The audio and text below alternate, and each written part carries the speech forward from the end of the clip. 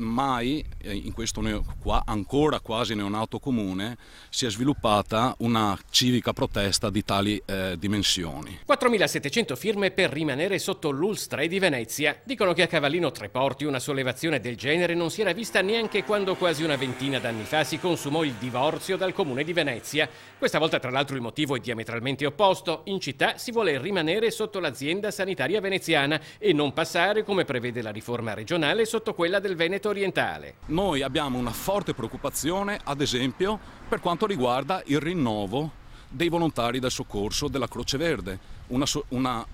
È una onlus che da 37 anni fa parte della vita e della tranquillità di tutti i cittadini di Cavallino Treporti.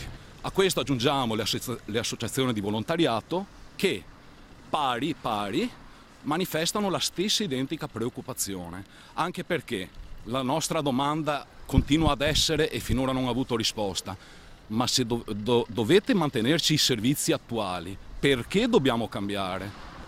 A questa domanda ancora non abbiamo avuto risposta. La petizione è indirizzata al Consiglio regionale, ma il Comitato lancia un appello particolare anche al Presidente Zaia. Noi abbiamo fiducia, conoscendo il Presidente, sempre attento alle opinioni dei cittadini, abbiamo assoluta fiducia che il Presidente a breve ci riceverà.